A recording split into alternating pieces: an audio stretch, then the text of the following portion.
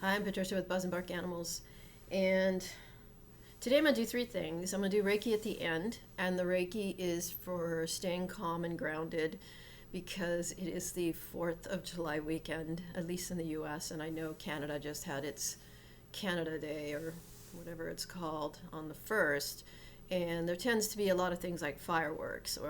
When I was a kid, I used to love fireworks, and now I don't because they're dangerous. We have very dry areas in the US and also other countries, a lot of droughts. Water resources can't just be used for putting out fires. And, the animals are scared of fireworks, a lot of animals, and they run away from their homes. They get lost, they get hit by cars. One year there was a husky who was so afraid that he jumped off a deck off of an apartment building and he broke his back and died. So there's a lot of heartache, there's a lot of grief that happens. People could get injured with fireworks, houses can burn down. It's just very dangerous, and at this stage of the game it seems like we should be doing more mindfulness, more peace, more compassion, and getting away from all this violent, aggressive. I don't care how pretty the fireworks look in the sky. They're explosives. That's what they are, and people need to be honest with that and decide if that's the world that they want to live in, because it's not the world I want to live in. And so I'm going to be doing Reiki for calmness and peace, and to help all the veterans, who have PTSD, people that are housebound and they can't get away from the noise, animals, people who are very sound, noise sensitive, and people with anxiety and other issues who are deeply affected by noise. And also, if fires were to break out, many people can't get out of their homes, especially if they're disabled. It's the compassionate thing to do is to take in the bigger picture and see how an individual person's actions, or what they would call liberties, can affect the whole and can affect on a very big, rippling out, resonating kind of way. And how, if we are becoming more conscientious, and if we really are awakening, whether it's in spiritually or mundane, then we need to look at things like habitual habits, annual habits, collective habits, group habits, and ask ourselves, why are we doing this in the first place, and does it really serve us? And is it just serving our ego, or is it just like a sense of pleasure at the expense of someone else, or what it is? And I know this sounds kind of strident, but this is just where I'm at mentally right now. So anyways, please like, share, comment, and subscribe. I am going to, again, I'm going to do the Reiki at the end, but before that, I want to talk about three creatures: the horse, the dog, and the cat, and their mindset and who they really are. And because a lot of times, we grow up thinking dogs are a certain way, cats are a certain way, and horses are a certain way. But there's been a lot of animal research and, behavioral research, and there's also been a lot of people connecting spiritually and telepathically, including myself, with animals, and we've discovered so many new things about them and why they're here. Just different messages. And if you want to even go a little deeper and even more fun, I have a Substack called Talk to Animals. It's it's free to join. I don't think I have a paid subscription on that one. And so you can join for free. And there is a cat, who's a Maine Coon Cat. They're all in spirit. Secretariat, the racehorse. There's two dogs, a border collie and a German short hair pointer, and they're all in spirit. And I pick their brains about all these different things that have to do with dogs, cats, and horses, and also animals in general. And it's just been a lot of fun for me. And it started with the cat, the Maine Coon, named Harry. He kind of came into my dream space and started talking to me. And I wasn't even I've never been really a cat person. I've always been more of a dog person.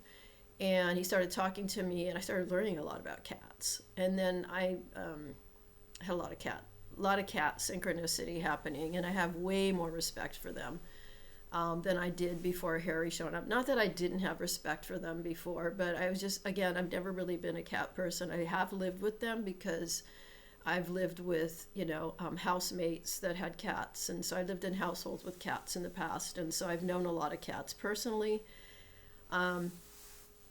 And they are mysterious and very interesting. And Harry is he's shown a light on it for me, like this is what cats are about. And so today I'm going to start out with cats and just a little bit on each of these creatures, and then you can go and do more research on your own if you're interested. And any little message that any of them have as a collective for us. So the cat is a wild creature. Okay, it's a wild creature. A cat, even a domesticated cat, is a wild creature. They are, out of these three animals I'm talking about, all of them are primal. All of them have those instincts, but the cat has pure primal instincts. And so when you choose to bring a cat into your house, you're actually bringing a wild animal into your house. Not to say that you shouldn't do it, especially many cats are mellow and they get along with people quite well in some cases. But if they've been traumatized or not socialized correctly, there can be some problems, and it's not that those can't be worked through. They can. There are, animal whisperers, and I don't know so much. I guess there is training that can be done for cats, I've been told, and I have seen videos that you can actually train cats. And so people have been reporting, if you watch a lot of the cat behavioral videos, there'll be a lot of peeing in the house, and sometimes it gets really extreme. There's cat aggression, either toward humans or toward other animals in the household or toward guests that come over and things like that. And all of these have a basis in the instincts of the cat and actually the catness, right? Who they are. And cats, okay, this is what I was told by the cat that I channel, Harry. Cats, okay, we did not domesticate cats. Cats domesticated humans. Cats chose humans. Humans did not choose cats. So cats kind of slowly came into the human encampments, the ancient humans, and they developed this symbiotic relationship, as you will see in the natural world. So in an ecosystem, you'll see symbiotic relationships between plants and animals and different bacteria, different things will be in a symbiotic relationship. And then when you take one of those pieces away, or one of those elements away, then you get chaos. So cats have, at the very beginning, had a symbiotic relationship with humans. So humans would have their food and the refuge, the food that the scraps of the food, right? So then rats come around and mice come around, and so the cats came into and I saw this in a documentary too. They came into these areas and they kept the mouse and the rat populations down, and so humans actually were very thankful for that. So then the humans wanted to have the cats around, because it kept all of those other, it kept everything in check within that ecosystem. And so cats played that role. And then eventually cats became kind of these more into the spiritual realm. So you get into ancient Egypt and you get into, and Harry talks about ancient Egypt like all the time. But anyway, so we get into these ancient civilizations, and cats were eventually revered even as deities. And then eventually they came down from grace, and they are what they are, now in our world. And so cats, because of their natural instincts, they are hunters. And it has gotten to the point where if you have a domestic cat, you need to keep your cat indoors, because cats are actually decimating songbird populations, and they're throwing things off balance only because we're already off balance. It's not like they're doing it on their own. It's like humans have gotten the ecosystem out of balance, and then because of that, there's so cats have this hunting instinct, and maybe if they were to hunt rats or mice or things like that, that would be great if it's overpopulation of those things. But we don't have an overpopulation of songbirds. We actually have many, I've heard over the years many different species are declining, and so cats can kill, like, I can't remember, it was a large number. I don't remember what the number was, but it's a surprisingly large number of even what one house cat that's out on the loose can do, especially during the spring when birds are nesting, and other times when the birds are fledging, and they're not very good flying, and they're maybe don't have good enough instincts yet, and so cats will prey on them. And so there really is a good reason to keep cats indoors, even though they don't want to be indoors. And so that's understandable if you look back at where they came from. So they are hunters, and people don't realize that, but their cat is a hunter.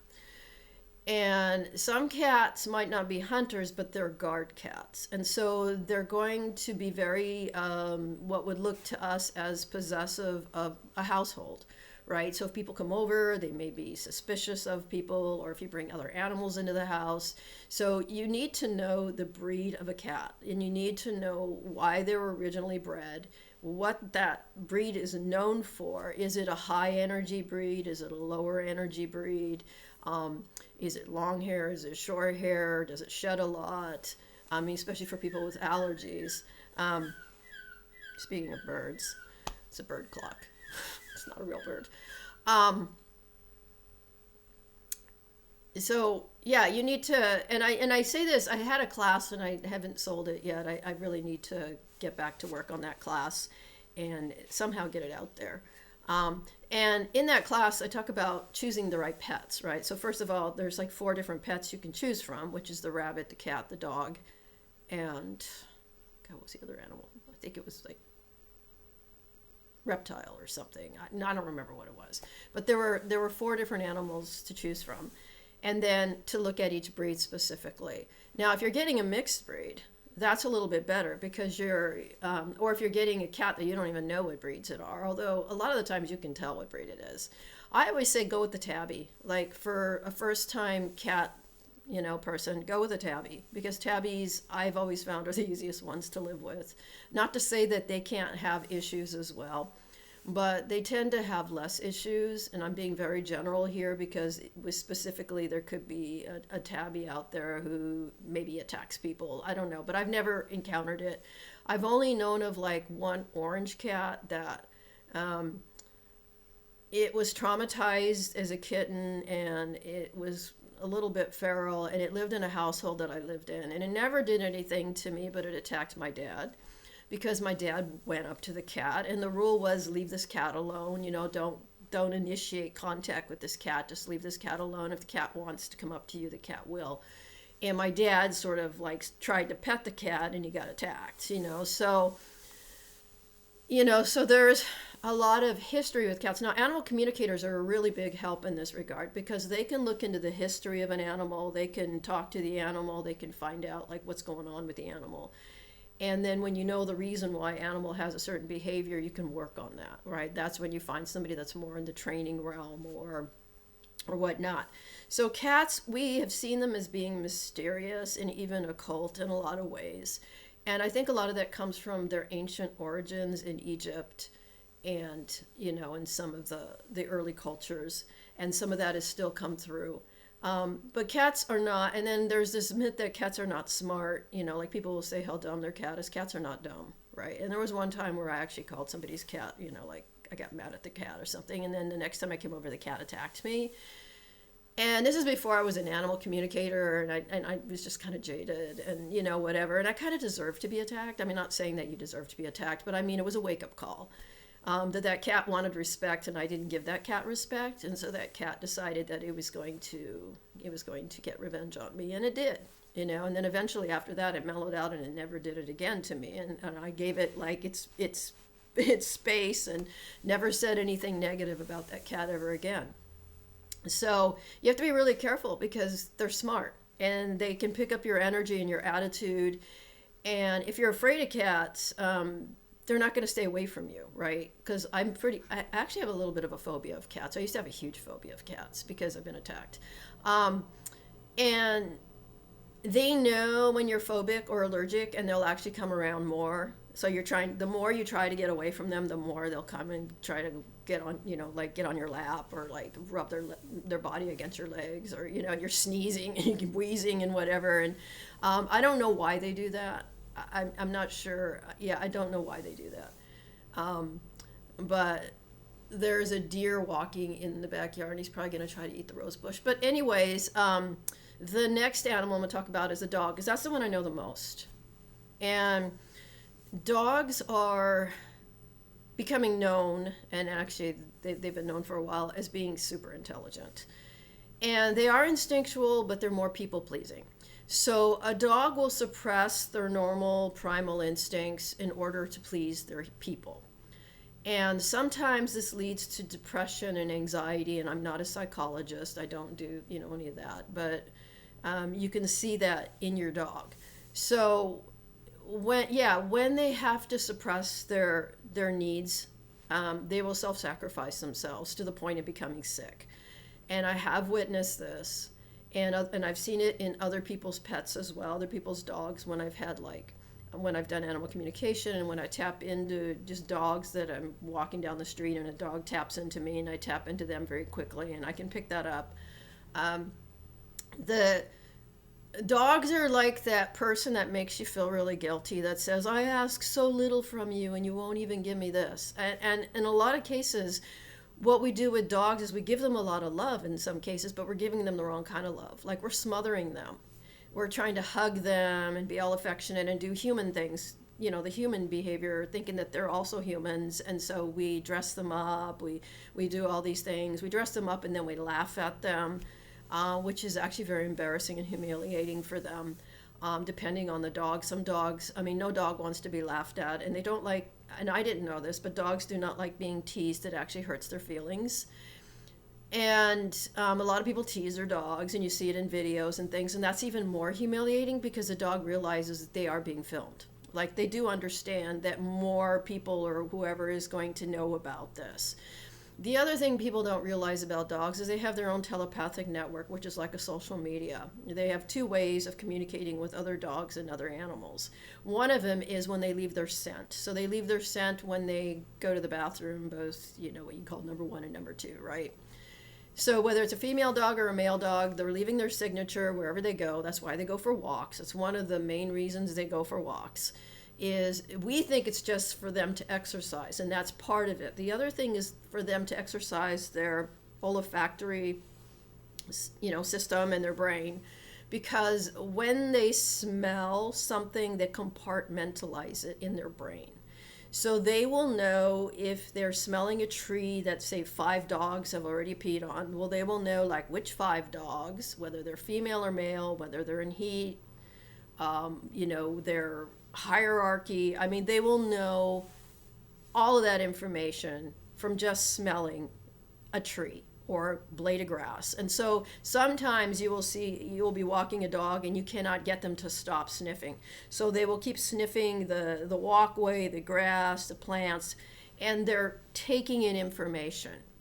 They're almost like, it's kind of like they're a weird version of like AI or something. But they're taking in all this information, they're synthesizing it, they're coming up with, I don't know, a type of narrative, not like the way we have narratives, but they,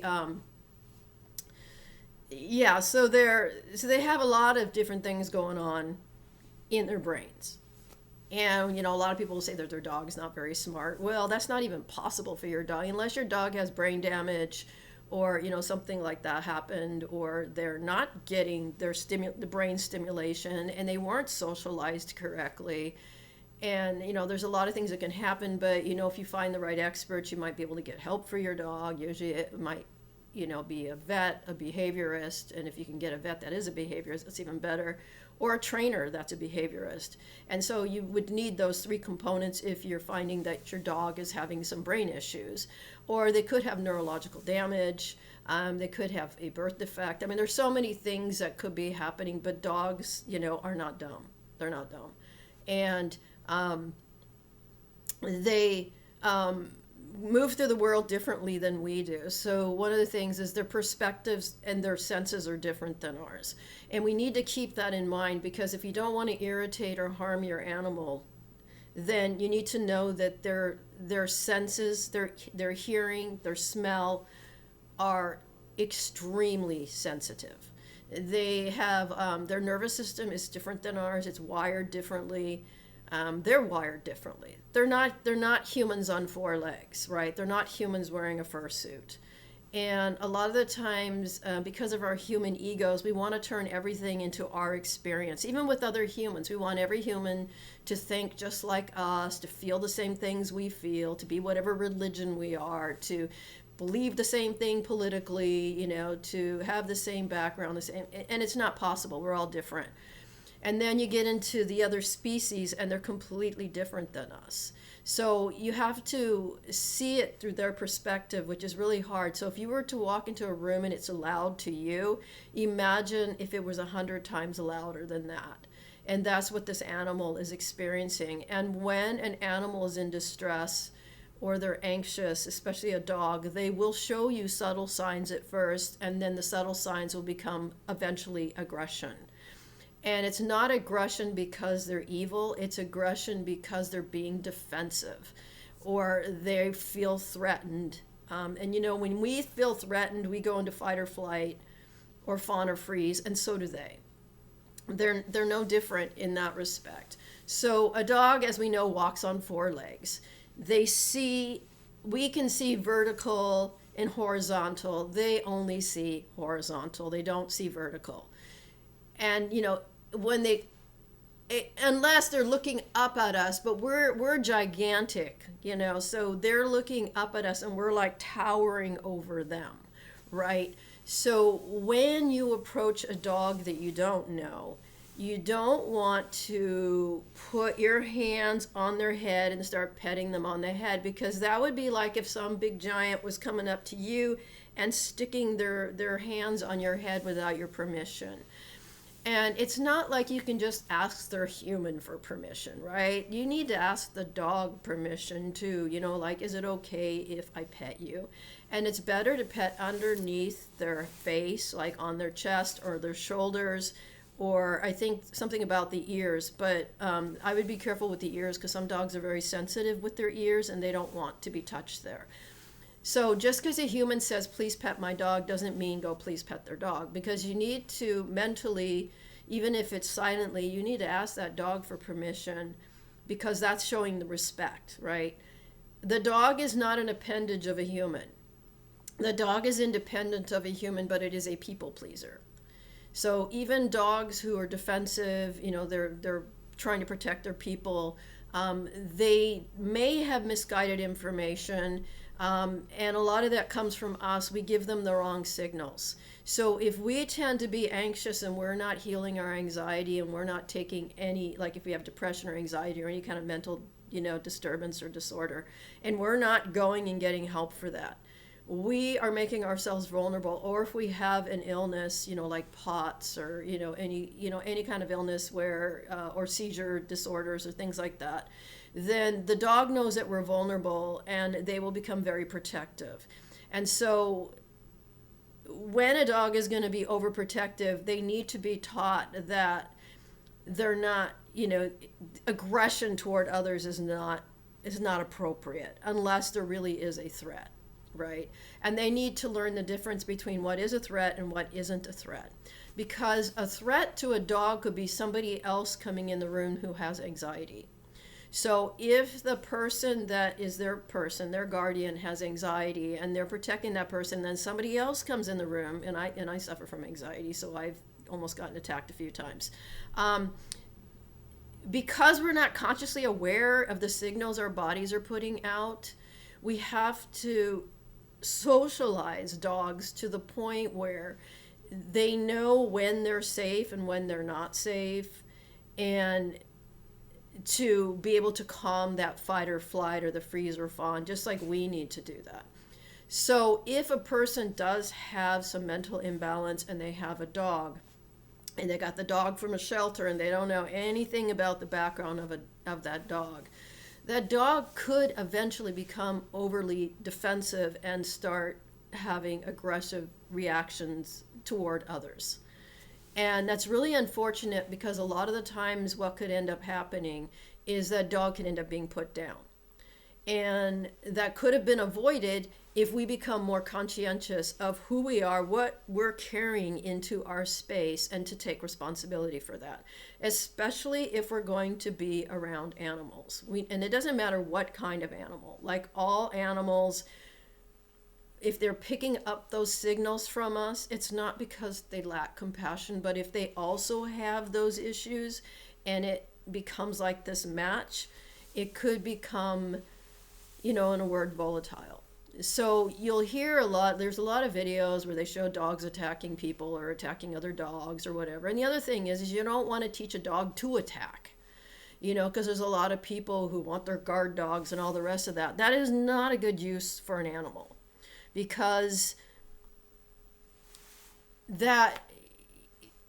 dogs would normally be unconditionally loving. Now, how we train them and how we program them or whatever can have a detrimental effect. And a dog that is taught to be aggressive is probably got, and I'm not a psychologist, again, I'm none of that, but what I instinctively picked up is they may have a mental or emotional imbalance because of that. And a lot of the times when these dogs are trained to be guard dogs, they're beaten, and they're, especially when you get into, like, I don't even want to get into how pit bulls are treated. But anyways, a lot of the times they are, it's not like gentle dog training, right?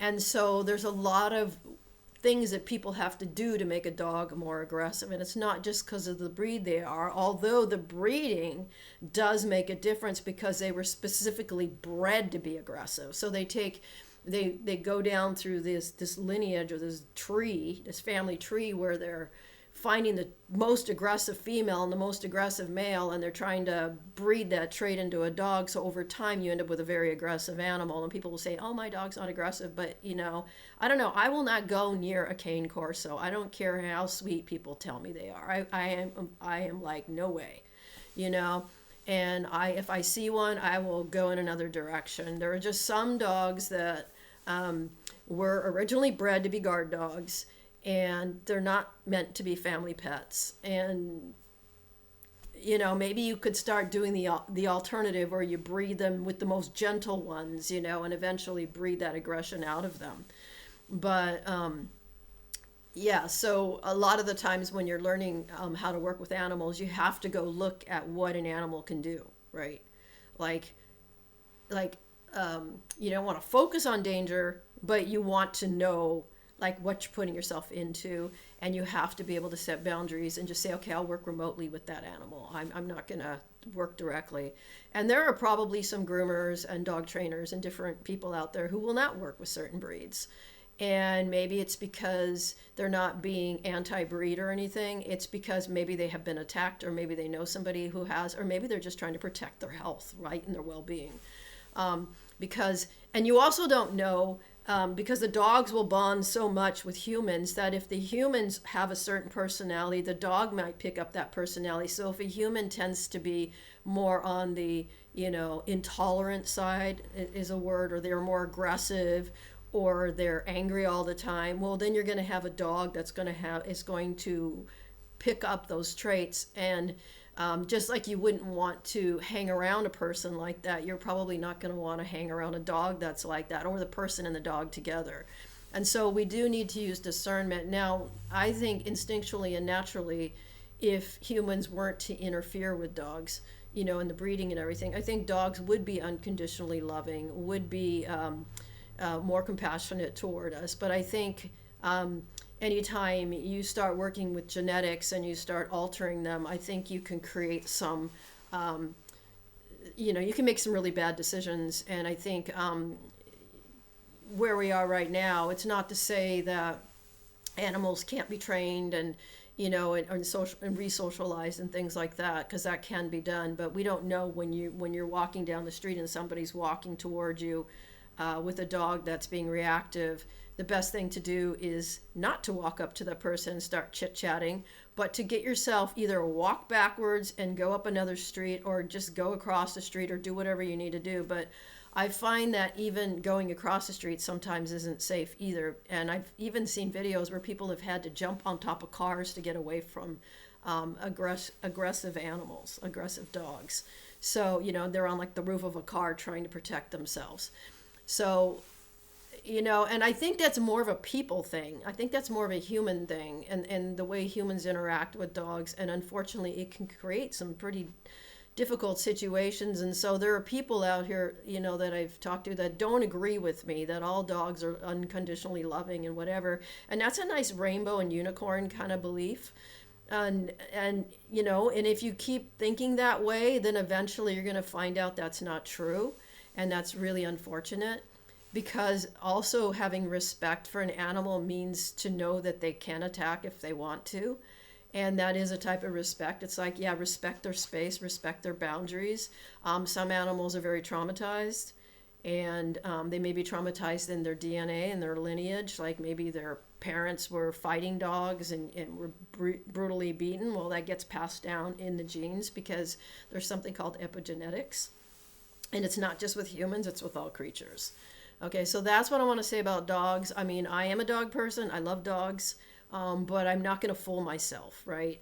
If I think that a dog could be potentially aggressive, I'm not going to go near that dog, right? And I don't work as a vet on purpose, and I don't have a degree in any of these things where I could have put myself in danger. I'm an animal communicator, and I do remote Reiki, so I am at a distance, and I can still help animals, but I don't have to put myself in a household where they're being territorial or whatnot. Now, I'm sure there's a lot of animal communicators who do go to households and they've never had an issue, and maybe it's because they don't have any anxiety within them and they've never had to battle depression or any of these other things. And so, or they did and they've healed it. And so they're well balanced and grounded. So when they go into a space, they own themselves and the animals don't attack them. That's entirely possible. In my case, it's not. So I do remote work. Okay, so the last animal I'm going to talk about is a horse. Now, when I was a kid, I loved horses, and I still do. I've never had a horse. I'm terrible at riding them, but they are incredible creatures. They are both a predator. Okay, so they're a prey animal. They're not a predator. They're a prey animal, but they're large, they're strong, they're powerful. And they have, if you approach a horse in the wrong way, you could get kicked, you could get bitten, because they have the instinct to protect themselves. Because if you go back far enough, or you don't even have to go back that far, horses can be attacked by cougars, I don't know if it's coyotes, but wolves, and there's all these different animals that can attack a horse. Even dogs can attack a horse. And so a lot of the times, as being a prey animal, they could be approached from behind. And, what are you going to do? You're going to kick, right? You're going to kick with your back legs. You're going to do whatever you need to do. If you think of a deer in the wild, like if you were to approach a deer in the wild, they're probably going to kick you, depending on how you're approaching them. So horses are, it's ironic because they're very powerful animals. They're, we think of them as powerful animals. They're very fast, they're very strong, but they're prey animals. And there's still that fear within them, and some horses have it more than others. Some horses are very calm, very grounded. Other horses are very skittish. And it just kind of depends on the horse and what their background is and how they were trained and who they've been with. Because some people are very cruel to horses. And so you see a lot of sanctuaries where they take in horses that had been in just the most horrendous situations. And eventually these horses' faith is restored in humans. And, and it takes a lot of patience. And you'll see these just beautiful, I don't know if they're bodhisattvas or whatever they are in the Buddhist tradition, where these people come with this just great compassion and this great love and this great patience. And they work with these animals and they rehabilitate them. And I'm really super thankful for people like that. And so there's the horse sanctuaries. There's race horses where they are bred to race, but they're in a very corrupt industry. So the racehorsing industry is incredibly corrupt. It's incredibly cruel to horses. I'm not saying every owner out there of a racehorse is like that, but there's so much stake on these horses. They spend a lot of money on these horses. There's a lot of the breeding that goes on. And, again, one of the spirit animals, I talked to a secretariat, and he has told me so much about the horse racing industry that it makes you just upset. Like it's really unnerving. These horses are sometimes pushed beyond their limits. They break, they injure their back, they injure their legs, they have to be put down. Or they give them, they're injured and they shouldn't be running, but then they give them, like, I don't know, opioids or whatever it is, so that they don't feel the pain, so they run the race and then they die. Or they're severely injured in the race, because we need to feel pain, because pain is an alert that we need to change our behavior. We need to protect ourselves. So if you're running on numb legs, like you can't feel the pain, then you don't know how much damage you're causing to the bones, the muscles, the nerves, because you've numbed it. So they could be injuring their, causing more harm to their back. They could have like severe inflammation in their body, and they're being forced to compete, and they're just being given drugs to do that. And I know that this is something that I remember reading these investigations about that. I don't know if these practices are still happening, because this is when I was working on a novel many years ago. So maybe 10 years ago, I was learning about this. So I don't know if these practices are still going on. I hope not. But anyways, so there's different industries that are very abusive toward horses, and then they'll end up in a sanctuary if they're lucky. Now, racehorses can have their glory moments, where they're winning these races, their owner's happy, but then at the end of the career, they often get auctioned. And when they get auctioned, they could be, they could be slaughtered, right? They could be sent to countries that slaughter horses for horse meat. And that's why you'll see these rescue organizations going to the auctions and bidding on horses, and then taking them to a rescue organization and finding new homes for them, or just leaving them in a sanctuary permanently. So you'll see things like that. And it's mainly, a lot of it is with the sporting industry. But there's probably other situations as well, where there is the horse abuse. Now, there's also the wild horses in the United States, and there's wild horses in other countries as well, but they're called feral horses because, or Mustangs, because they were brought here by other Europeans mainly. They were brought here by Europeans, so they weren't native to the United States. The United States did not have horses running around. And they were brought by the Spanish and whoever else brought them here. And then they were just sort of let go. And, some of the Native Americans took some of the horses, and some of the horses were just like these wild herds. And because they were brought from other countries, they're not considered wild, because in order to be considered wild, it would have had to be a native species. So there's strange laws in the United States that they can round up the Mustangs and do whatever they want to them. Well, not whatever they want, but they can round them up and push them off different land or whatever. They're not protected as a wild species. And even if they were to become endangered, they still wouldn't probably be protected. I don't know for sure, but they're not considered wild. They're considered feral. So, like feral cats or feral dogs. And it's kind of a sad situation. But on the other hand, horses are instinctual. They're very primal. They're incredibly intelligent. They learn quickly. They adapt to situations. They do heal. A lot of the time is with the right people, with the right patients, and they love animal communicators. There's so many people that specialize in only communicating with horses, and you'll see you can find like YouTube videos on that as well, and different there's different animal communicators can either do like general like I do, or they can just specialize in a specific creature, right? And so the horses have been used for therapy because they are hypersensitive in a good sense, where they're very compassionate and they're very patient with us. So they have been able to work with humans with either physical or mental disabilities, and they've worked with children with learning disabilities and or who have trouble coming out of their shell, or people who've been traumatized, have PTSD. So there will be like horse equine therapy, and they have graced us with these abilities that they have to bring humans out of their shells, and they are amazing therapists. And I would say the cats and the dogs can be as well, but the horses are becoming,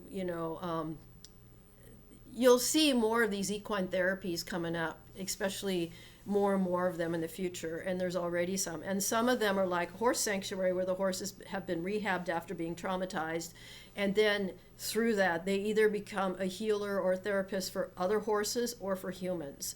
And so there's some really beautiful bonding that's happening. Okay, so with that out of the way, I'm going to do some Reiki for calming and grounding, and it's going to be a short Reiki. And I in the future, I'm going to try to make different videos. So I'll do one where I just talk, and then one where I'll just do the Reiki. But for time's sake, I'm just combining the two.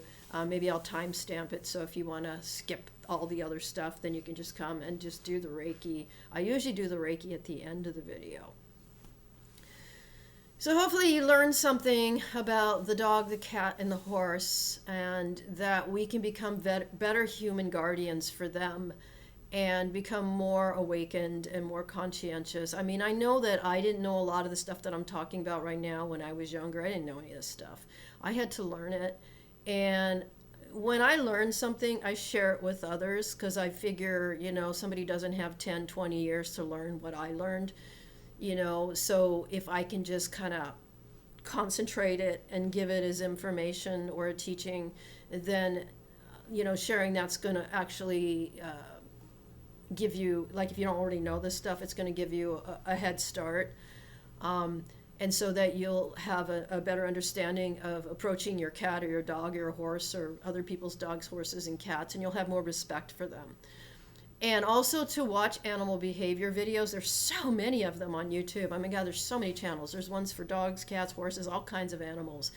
And the more you can watch those, the more you're going to appreciate animals. In fact, you're going to love them even more deeply, because you'll realize they're not necessarily, they can project our emotions and our attitudes and things, but they are not us, right? They're not humans. They're never going to be humans. But we have learned to be in these symbiotic relationships with them over time, and we need to get back to that. We need to get back to bringing everything back into balance. So for this Reiki that I'm going to do, first of all, I'm going to get this kind of tense energy, because my conversation was pretty tense. I get that. I'm going to clear that.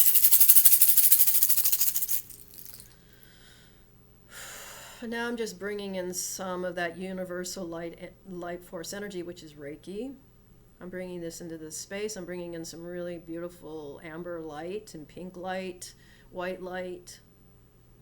And we're all in a circle like a bubble of protection. And we're going to triple shield that. Something I learned from somebody else. And then I'm going to do the singing bowl, which is also going to bring in some calming energy.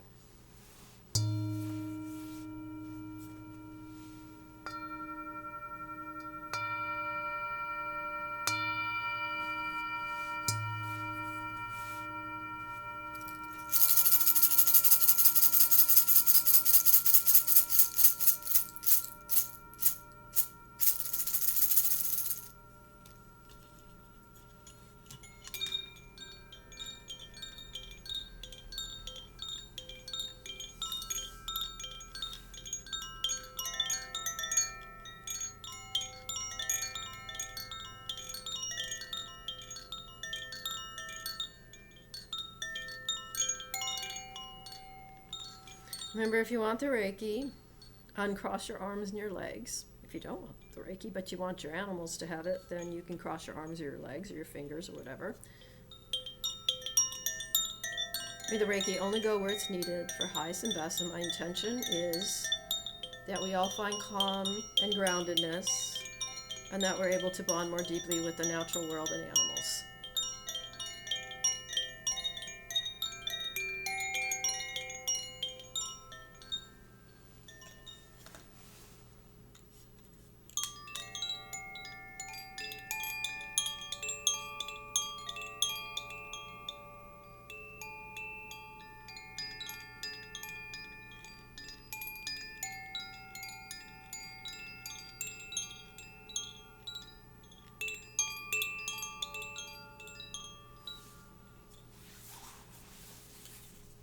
And I have some stones with me.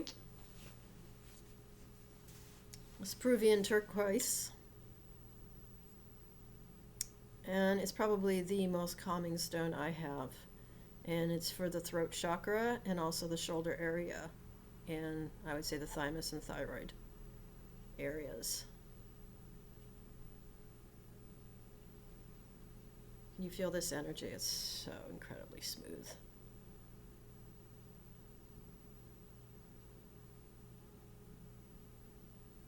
It's also a very soft rock.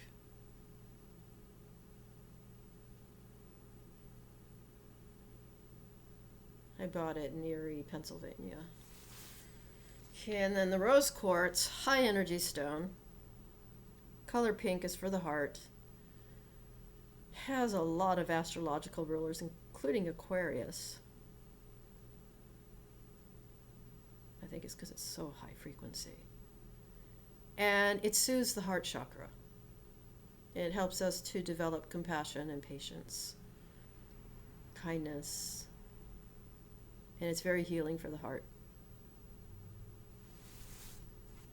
Okay, blue apatite, third eye, throat, mostly third eye, I think. This one helps a lot with dizziness, vertigo. I'm not making any medical claims, but it has worked for me. And that's what the gemstone experts say.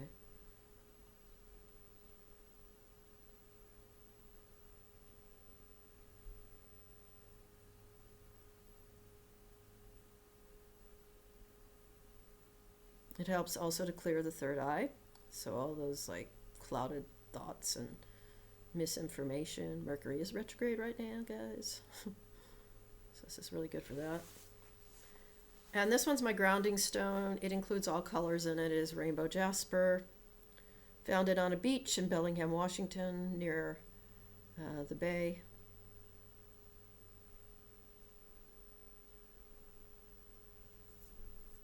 I've worked with this stone for, I don't know,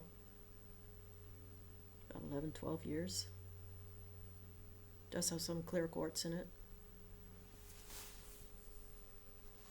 Let's do the bowl again.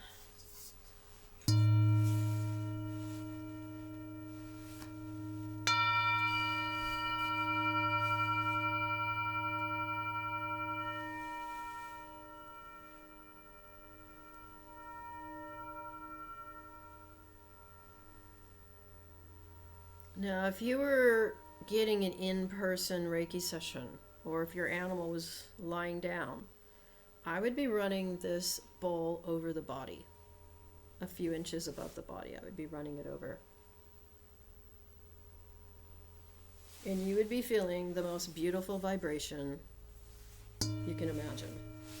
So, hopefully you're feeling some of that.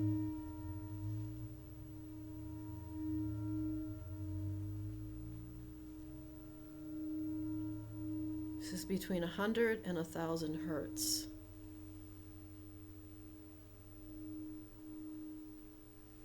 So it's deeply relaxing.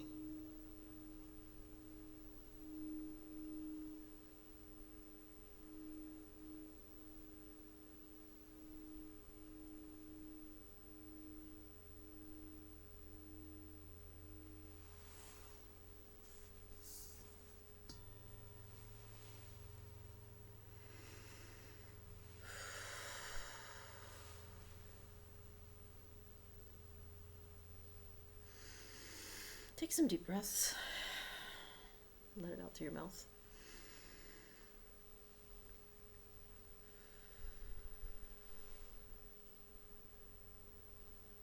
My surrogate is a golden retriever who I have visualized right now. I have no idea whose dog this is.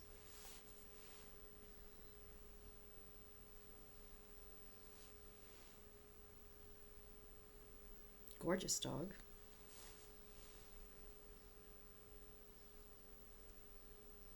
It's laying on a beige, really large beige bed, but the dog is actually larger than the bed and is stretched out over both ends of the bed.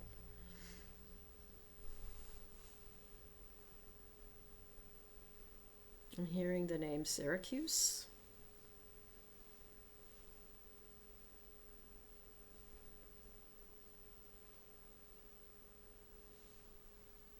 Thanking the dog for being our surrogate.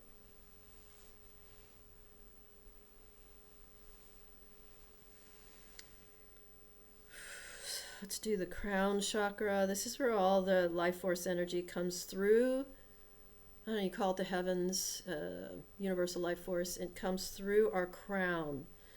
And so what I'm doing for all of us is I am bringing in this energy, and it is like a waterfall, and it is clearing out any unwanted energy that is not serving your highest good or the collective's highest good.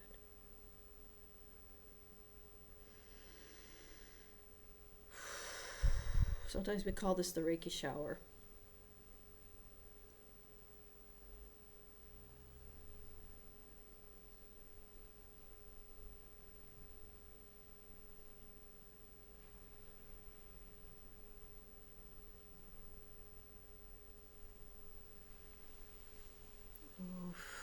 Hold on.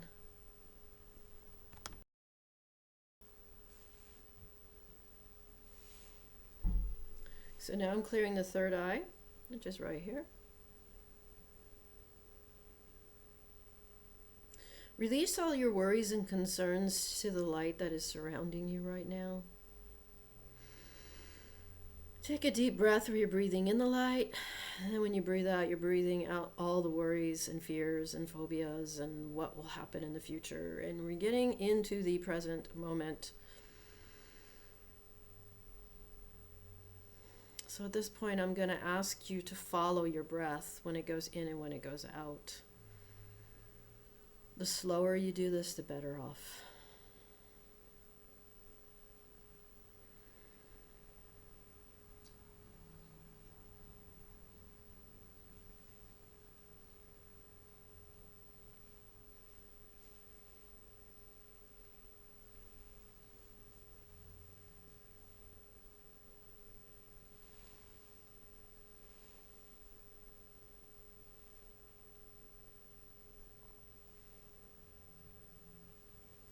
Okay, so when I'm clearing the third eye, it also brings in the discernment so that you know what the difference between anxiety is or a paranoid thought and also what your intuition is. And so your intuition will become stronger.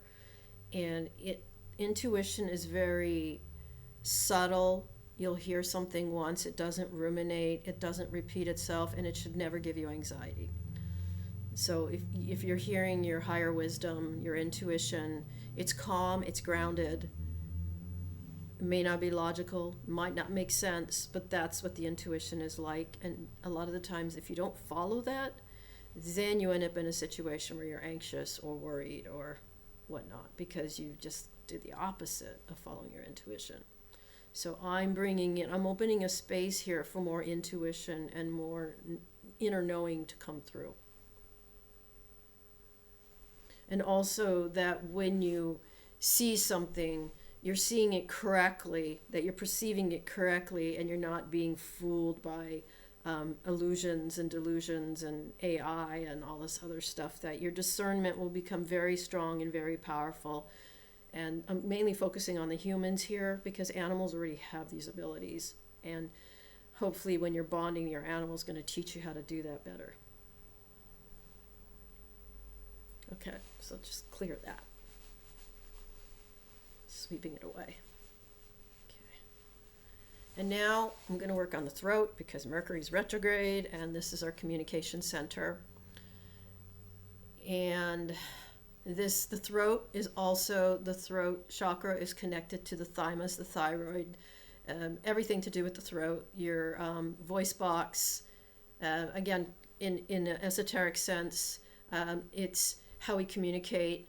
And I know in a lot of mindfulness practices, there's the questions that they ask, because is it, when you're going to say something, you should pause first and ask, is it true? Is it necessary? Is it kind?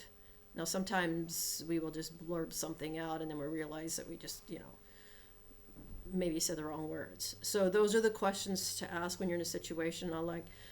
If you are triggered though and you're angry or have really high emotions, what happens is this part of the brain, the frontal neocortex, shuts down, and then you get the fight or flight.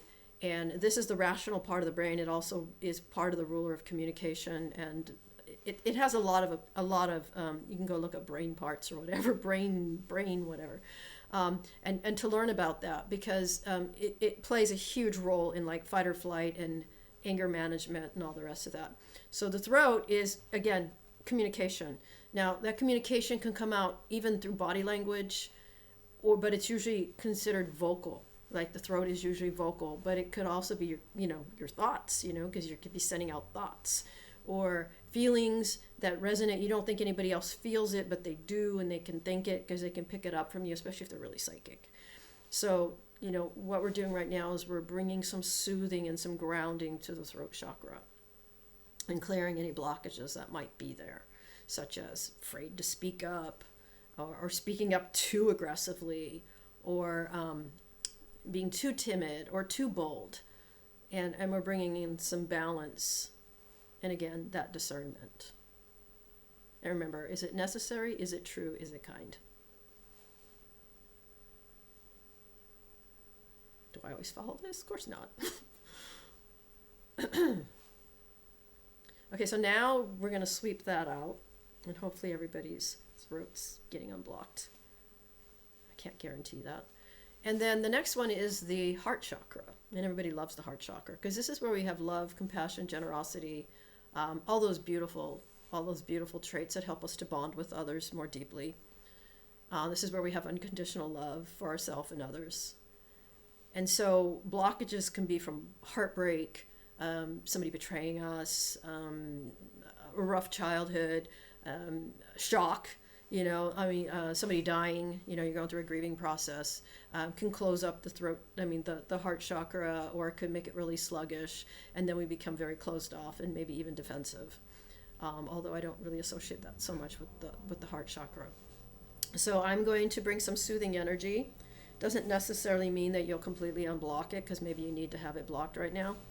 But if it's in your highest and best interest to unblock your heart chakra, then you can give it permission to unblock. And I'm using the heart opener here, which is that rose quartz. This is also very, very calming stone.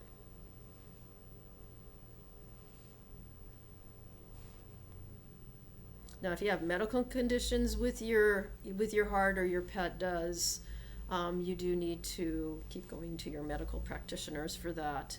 And in that case, you may not want to give too much permission for the energy to go into your heart, because it might, it might not be good. But hopefully you don't have those situations. Because I know in Reiki, if somebody says that they have a heart condition or their pet does, we actually don't even do the heart area. We just go to the other chakras, or we do it very subtly, because we don't want to interfere with the energies there.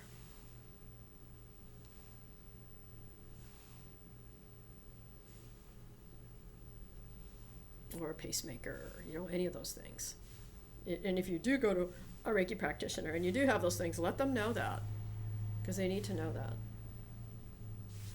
They also need to know if there's diabetes, because we don't want to create an imbalance of, energies in the body either from that. Okay. So the next one is the solar plexus, and I'm actually going to do the solar plexus, the root, and the sacral chakra all together. Now this is what I'm bringing in is some grounding energy and some calming energy, because the solar plexus is our will, it's our confidence, it's our courage, and you can tell, like, I'm seeing a coach online saying this, that if somebody's solar plexus is overpowered, they'll walk with their stomach like ahead of them, right? Well, they could have hip problems too. But anyways, they'll walk kind of like that middle part of their body will go first. Or they're very loud, or kind of obtrusive, or maybe arrogant, or come across as arrogant, that's because there's too much energy in the solar plexus. Now, not enough energy in the solar plexus comes off as timid, can't speak your truth, fearful, not able to, your health you may have really frail health. That's not the only reason people have frail health, but it can contribute to that. Or bad digestion, breathing difficulties, because it can rule the lungs. And again, I'm not a medical practitioner. If you do have those issues, please see a medical practitioner. But the solar plexus traditionally is aligned with that. And so the sacral chakra is more of intimacy, sexuality, creativity. It's an orange color. The solar plexus is a bright yellow. And then the root chakra is like a reddish, sort of brownish, could be a dark color. And it's at the base of your tailbone, or it could just be at the very, the bottom of you, your root. And it goes, the roots go from there into the ground, and they connect you to Mother Earth. So if you don't feel secure on the earth, if you feel unstable, financially unstable, you don't feel secure, you don't feel safe, that usually has to indicate that there is a blockage in the root chakra. Now, if you're having problems being intimate with people, or opening up to people, or you have a creative block, or maybe problems with sexuality, things like that, that could be the sacral chakra. So if you were going to getting a personal healing from an energy healer, then they would ask you those questions, and then they would do some testing to find out which of your chakras are blocked. I'm doing a general thing here. You may have no blocked chakras, but I'm just doing a general for everybody. So I'm just clearing that, and I'm bringing in grounding and calming into those chakras. And again, I'm not a medical practitioner. I have to keep saying that because I don't want to get myself in trouble. And I don't want to be quoted either.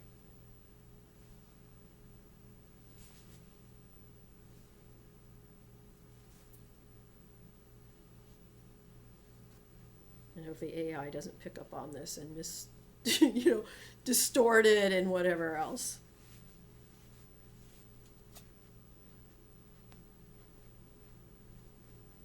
Okay, so I'm just going to bring up the light and send it all the way up. And then I'm going to bring some light and send it all the way down, through the legs, through the feet, all the way into the earth, all the way down to the core crystal of the earth, and we are grounded. And we just tell ourselves that we are calm. We will assert that we are calm.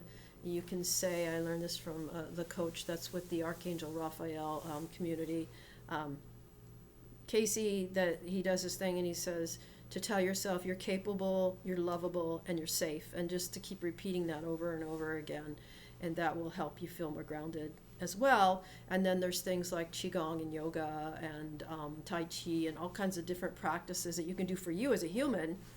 And then for your animals, the more that you can do mindfulness meditation and things like that, you're actually helping them to feel grounded and calm too. Now, they may be the one that is calm and grounded, and maybe you're the one who isn't. Or maybe it's the other way around. But either way, those are some ways that you can keep yourself grounded and calm, because the Reiki can only do so much, and then you have to take responsibility for all the other pieces. So I'm closing this session out. I'm thinking the Reiki may it only go where it's needed for, highest and best. I'm thinking all the guides that are here, I'm asking them to clear up any energies, unwanted energies, out of the space for you and for me and for your pets. And we're closing that out. I'm going to do this rainbow one more time. Remember to give your pets fresh water throughout the day because they might not be hydrated after this.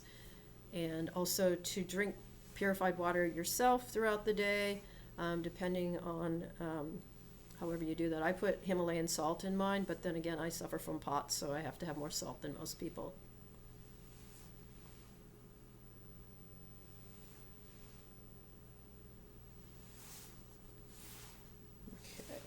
Just end with the singing bowl.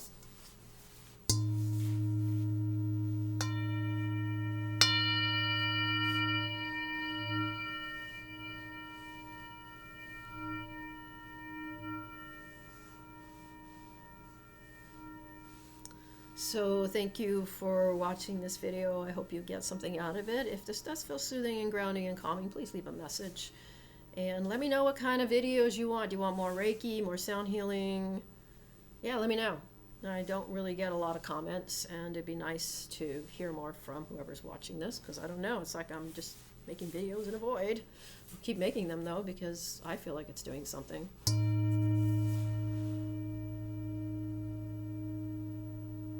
And if you haven't subscribed yet, please subscribe and share. And I also have a link below if you want to donate any amount. I would really appreciate it.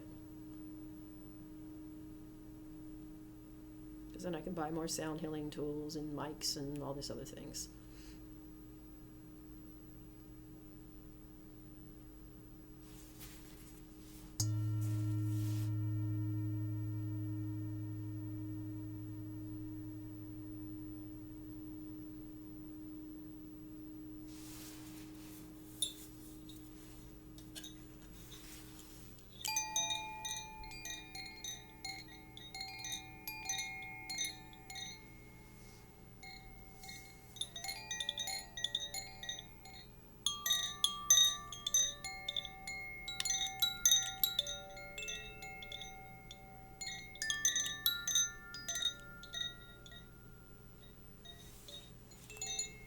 So if you've been lying down or sitting, get up slowly when you're ready.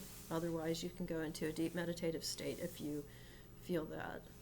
And may you be peaceful, may you be well, may you be happy. May you be filled with loving kindness, be safe and protected, loved and connected, and free from all suffering. Sadhu, sadhu, sadhu. Have a wonderful week with you and your pet bonding. Bye for now.